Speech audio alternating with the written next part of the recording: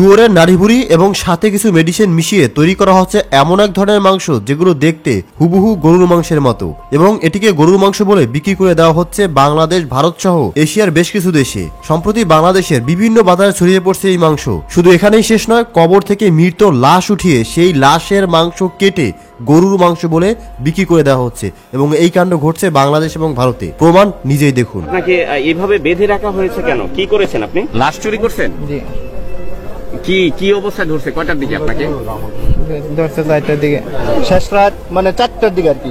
শুধু তাই নয়, নকল দুধ, চাউল, ডিম, এমনকি লবণ থেকে শুরু করে অতি প্রয়োজনীয় বিভিন্ন জিনিস তারা ফ্যাক্টরিতে এমন ভাবে নকল তৈরি করছে যা দেখে বোঝার উপায় নেই কোনটি আসল আর কোনটি নকল। আর সবচেয়ে ভয়ঙ্কর বিষয় হলো এই নকল পণ্য খেয়ে মানুষ দ্রুত ক্যান্সার হয়ে মারাও যাচ্ছে।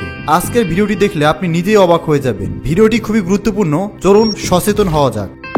Fake beef.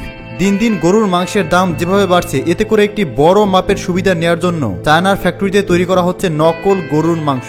একদম ঠিক শুনেছেন। তাই যারা মাংস খেতে পছন্দ করেন এখনই সাবধান। ফ্যাক্টরিতে গরুর মাংস তৈরি করার সময় এর ভেতর থেকে যেন আসলেই গরুর মাংসের ফ্লেভার আসে, তার জন্য তারা এর মধ্যে বিফ এসেন্স এবং বিফ ট্রেন্ডস ব্যবহার করে। এছাড়াও মাংসের টকটকা লাল কালার আনার জন্য তারা রং ব্যবহার করে, আর চর্বির অংশের জন্য এবং মাংস আরো সফট এবং ইলাস্টিক করার জন্য তারা ব্যবহার করে জেলেটিন এবং বিশেষ কিছু উপাদান, যেন মাংসের যেই গঠন সেটা তৈরি হয়। দেখতেই পাচ্ছেন এখানে কিভাবে তৈরি করা হচ্ছে নকল মাংস। যারা এই মাংস খাবে তারা কোনোভাবেই বুঝতে পারবে না যে এটি নকল মাংস। মানুষ ধারণা করতে পারছে না যে ফ্যাক্টরিতে নকল মাংস তৈরি হতে পারে। এই মাংস কষাই আপনার সামনে কেটে আপনার কাছে বিক্রি করবে, অথচ আপনি বুঝতেই পারবেন না যে এটা নকল মাংস। এগুলো শুধু চায়নাতেই নয়, বরং চায়নার পাশাপাশি তারা এগুলো বাংলাদেশ, ভারত, পাকিস্তান সহ আরো অনেক দেশে ছড়িয়ে দিচ্ছে। আর এই সকল নকল মাংস কম দামে অনেক বড় বড় রেস্টুরেন্ট কিনে নেয়। তাই বেশিরভাগ রেস্টুরেন্টেই এখন গরুর মাংসের পরিবর্তে এই সকল নকল মাংস দিয়ে মুখরোচক খাবার তৈরি করা হচ্ছে, যা মানবদেহের জন্য খুবই ক্ষতিকারক। কেননা এখানে দেখতে পাচ্ছেন একজন মানুষ এই নকল মাংস কাটার পর এর মধ্যে আগুন দেওয়ার পর এটা আগুনে জ্বলতে শুরু করছে, কেননা এর মধ্যে রয়েছে মাইক্রোপ্লাস্টিক, যা মানবদেহে মরণ ব্যাধি, ক্যান্সার তৈরি করার জন্য গুরুত্বপূর্ণ ভূমিকা পালন করে। তাই নিঃসন্দেহে বলা যায় এই মাংস খেয়ে মানুষ ক্যান্সার হয়ে মৃত্যুবরণ করতে পারে।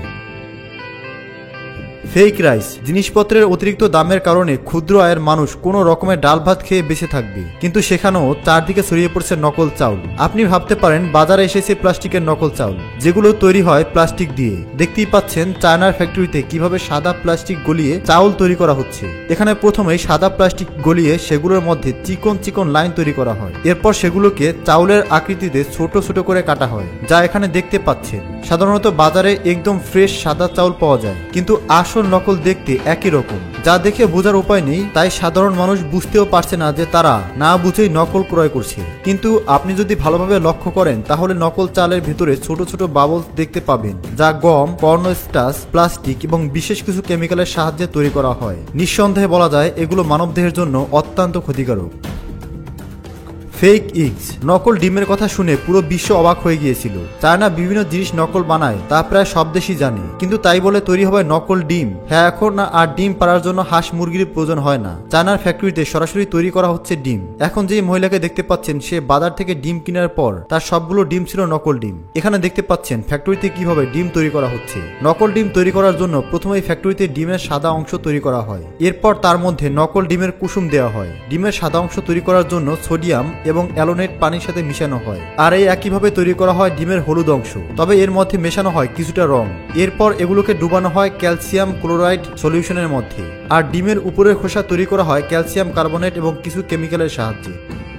ফেক হানি। মধু খুবই উপকারী এবং সেই সাথে দামি একটি খাবার, যার কারণে অসাধু ব্যবসায়ীরা এটি নিয়েও ব্যবসা করতে বাদ দেয়নি। তারা ফ্যাক্টরিতে নকল মধু তৈরি করতে শুরু করেছে, যেটি দেখে কোনোভাবেই বোঝার উপায় নেই যে এটি নকল মধু। এর জন্য প্রথমেই তারা একটি সিরাপ তৈরি করে, এর মধ্যে মধুর ফ্লেভার মেশানো হয়, যা দেখে মনে হবে এটি আসল মধু। আর এই সিরাপ তৈরি করার জন্য তারা ব্যবহার করে চিনি, মেল্টস সোডিয়াম এবং কেমেট, যার কারণে এই মধু দেখতে এবং খেতে হুবহু আসল মধুর মতোই মনে হয়। কিন্তু এটি মানবদেহের জন্য প্রাকৃতিক মধুর মতো উপকারী নয়, বরং উল্টো মানবদেহের জন্য ক্ষতিকারক, যার কারণে ব্রেন, নার্ভাস সিস্টেম ভয়ঙ্করভাবে ক্ষতিগ্রস্ত হতে পারে, এমনকি মানুষের মেমোরি লসও হতে পারে। এইসব অসাধু ব্যবসায়ীরা মানুষের বিশ্বাস জয় করার জন্য মৌমাছির চাক সহ মধু সকলের সামনে তুলে ধরে, কিন্তু এই মৌমাছির চাকও তারা নকল তৈরি করে। এটি আসলে প্যারাফিন ওয়াক্স এবং আরো কিছু কেমিক্যাল দিয়ে তৈরি, যার কারণে মানুষ ভয়াবহভাবে ক্ষতিগ্রস্ত হতে পারে।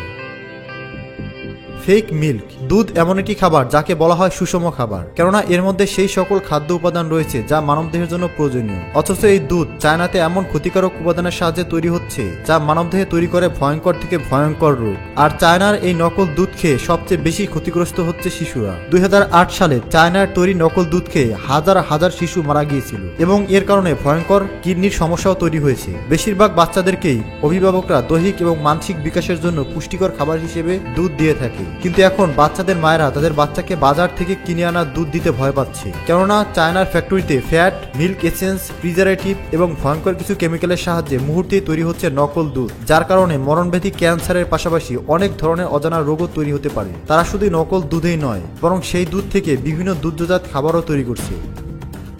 ফেক সল্ট, লবণ খাবারের স্বাদই পাল্টে দেয়, কিন্তু এখন লবণও তৈরি হচ্ছে নকল। যেই লবণ আপনার খাবারের স্বাদ বাড়ানো না, বরং আপনাকে মৃত্যুর দিকে এক ধাপ এগিয়ে দিচ্ছে। এখন যে লবণগুলোকে দেখছেন এগুলো নকল লবণ, যা সাধারণ খাবার লবণের চেয়ে খুবই কম দামি, যার মধ্যে খুবই ক্ষতিকারক কেমিক্যাল থাকে, যেমন ল্যাড, আর্সেনিক এবং নাইট্রাস, যা ভয়ঙ্কর ক্যান্সার তৈরি করতে পারে। এছাড়াও এগুলো তৈরি করতে পারে হাই ব্লাড প্রেশার এবং স্ট্রোকের ঝুঁকি বাড়ায়, নার্ভাস সিস্টেম ড্যামেজ করে, শুধু তাই নয়, তৈরি করতে পারে কিডনি পাথর। এছাড়াও আরো ভয়ঙ্কর রোগ। 2011 সালে চায়না পুলিশ প্রায় 20,000 টন নকল লবণ আটক করেছিল এবং বন্ধ করে দিয়েছিল সেই ফ্যাক্টরি, এবং তারা বলেছিল আপনারা লবণ শুধুমাত্র সেই সব কোম্পানিরটাই ক্রয় করবেন যেই কোম্পানির সুনাম অনেক বছরের। ফেক আপেল, এত নকল খাবার দেখে নিশ্চয়ই ভাবছেন সব বাদ দিয়ে তরতাজা ফল খেয়ে সুস্থ থাকবেন, কিন্তু এই ফলেও রয়েছে ভেজাল। স্বাস্থ্য সচেতন মানুষ নিয়মিত বিভিন্ন ফল খায়। প্রতি বছর ভারত, বাংলাদেশের মানুষ লক্ষ লক্ষ ফল খায়, কিন্তু গাছ থেকে ফল পাড়ার কিছুক্ষণের মধ্যেই সেগুলো নষ্ট হতে শুরু করে। কিন্তু মাসের পর মাস যেন সেই ফল নষ্ট না হয় এবং